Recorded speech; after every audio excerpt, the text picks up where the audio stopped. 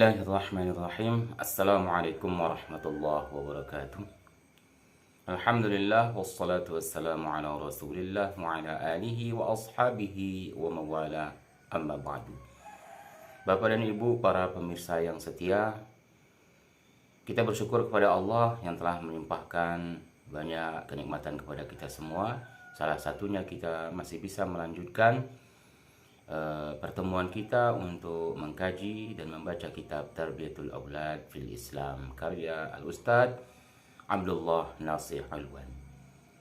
Baik, untuk pertemuan kali ini kita akan melanjutkan apa yang sudah kita baca sebelumnya. Mari kita mulai dengan bersama-sama membaca basmalah.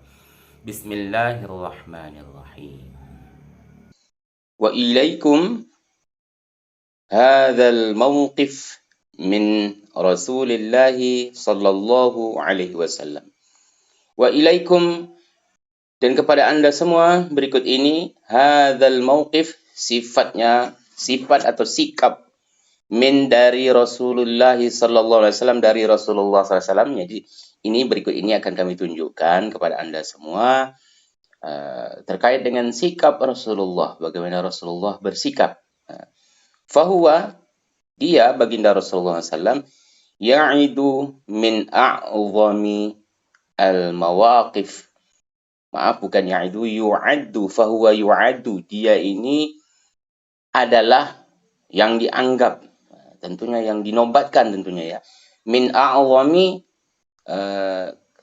dari sikap yang paling tertinggi, memiliki sikap yang paling tinggi terkait dengan al-islahiyah wa tarbiyah. Sikap terhadap perubahan, perbaikan, wa tarbawiyah, dan juga pendidikan. Fi, dalam hal mu'alajati, dalam hal penanganan atau upaya untuk menyembuhkan at-tabai' as-salbiyah, perilaku atau tabiat, sifat-sifat as-salbiyah yang negatif. Wa fahima, dan beliau Rasulullah SAW benar-benar memahami haqiqatal insan, hakikat dari manusia itu sendiri. Di berikut ini ada riwayat ya yang akan kita tunjukkan, kata Ustadz Abdullah Nasir Alwan, bagaimana sikap Rasulullah terkait dengan al-islahiyah wa tarbawiyah, bagaimana sikap untuk melakukan perubahan dan perbaikan itu, juga pendidikan terkait sikap dan perilaku yang menyimpang, sikap dan perilaku yang negatif. Beliau ini tentunya Rasulullah itu min a'zamil mawaqif, dia itu memiliki perilaku ya contoh yang paling a'zam, yang paling besar, paling mulia, paling tinggi. Wa fahima haqiqatal insan, dan tentu beliau betul-betul memahami hakikat daripada manusia itu sendiri. Rawa al-Bukhari, Imam Bukhari wa Muslim, dan juga Imam Muslim meriwayatkan an Anasin, dari Anas, sahabat Anas radhiyallahu anhu, ya semoga Allah meridainya. Ja'a, datang, thalathatu rahtin, 3 kabilah, 3 suku di Arab sana, ada 3 suku, 3 kabilah, datang ila ke buyuti azwajin Nabi sallallahu alaihi wasallam, datang ke rumah-rumah istri-istri Rasulullah sallallahu alaihi wasallam. Mereka mendatangi rumah istri Rasulullah sallallahu alaihi wasallam. Kalau dilihat dari tulisan ini bukan hanya satu tempat ya, tapi beberapa tempat. Jadi kepada istri-istrinya Rasulullah. Yas'aluna, kenapa mereka datang? Yas'aluna, mereka menanyakan tentang ibadati, tentang bagaimana sih peribadatan atau apa? Bagaimana Rasulullah itu beribadah. Mereka bertanya kepada istri Nabi. Falamma ukhbiru, maka ketika ukhbiru, mereka diinformasikan, disampaikan bagaimana Rasulullah itu beribadah, ka'annahum, seakan-akan mereka itu, 3 kabilah itu tadi, Taqalu, mereka merasa kok aneh, menganggap apa yang dilakukan oleh Rasulullah itu kayaknya cuma sedikit. Wajaduha qalilah. Mereka merasa apa yang dilakukan oleh Rasulullah kok sedikit sekali, nggak sebanding dengan yang mereka lakukan dari peribadatan yang mereka lakukan. Faqalu, kemudian mereka berkata, tiga kabilah itu. Wa aina nahnu minan nabi sallallahu alaihi wasallam. Wa aina, dan di mana, nahnu kami, min dari an-nabi sallallahu alaihi wasallam, dari Rasulullah sallallahu alaihi wasallam, dari Nabi sallallahu alaihi wasallam. Maksudnya, loh, terus kami posisinya ini gimana dibandingkan beliau, baginda Rasulullah sallallahu alaihi wasallam? Qad ghufira lahu ma taqaddama min dhanbihi wa ma ta'akhkhara. Padahal qad ghufira, sudah, beliau itu baginda Rasulullah, ghufira lahu, dosanya sudah diampuni, ma taqaddama, apa yang terdahulu, min dhanbihi, dari dosa-dosanya, wa ma ta'akhkhar, dan juga yang akan datang. Artinya Rasulullah itu yang maksum, terjaga, dosa-dosanya sudah diampuni oleh Allah Subhanahu wa taala, baik yang sudah dilakukan dahulu maupun yang akan datang. Jadi nggak ada dosa. Tapi kok ibadahnya kok cuma seperti itu? Wa qala ahaduhum, salah satu dari tiga kabilah itu, tiga rohtun itu, berkata, amma ana, padahal saya, adapun saya, fa inni, maka sesungguhnya, usalli, sungguhnya saya solat, al-laila abadan, aku terus-terusan solat malam. Kemudian wa qala akhar, yang lain berkata, ana asumud dahra, ana, saya, asumu, berpuasa, ad-dahra, sepanjang tahun, wala aftur, dan saya tidak berbuka, maksudnya saya tidak ada terputus satupun di antara hari-hari dalam setahun itu, bukan tidak berbuka sama sekali ya, maksudnya tidak terputus puasanya, terus-terusan. Wa qala akhar, dan yang lain berkata, ana a'tazilun nisa, saya itu menjauhi perempuan, fala atazawwaju abadan, dan aku tidak menikah sama sekali. Faja'a Rasulullah sallallahu alaihi wasallam, kemudian Rasulullah datang, mendatangi mereka. Faqala, kemudian beliau Rasulullah bersabda, antumul ladzina qultum kadza wa kadza, wahai kalian yang berkata begini dan begini. Gitu kalau kita artikannya. Maksudnya begini dan begini itu ya yang sudah berkata tadi, ada yang puasa sepanjang tahun nggak pernah putus sama sekali, ada yang sepanjang malam sholat, tiap malamnya sholat layl terus, ada yang bahkan tidak mau menikah untuk mendekatkan diri kepada Allah. Amma wallahi, maka demi Allah, inni la akhsyakum lillah, sungguh aku ini adalah orang yang paling takut kepada Allah, ya, dibanding kalian semua. Kalian tuh takut kepada Allah tuh belum seberapa dibandingkan diriku, kata Rasulullah. Wa atqakum lahu, dan aku adalah orang yang paling bertakwa kepada Allah dibandingkan kalian.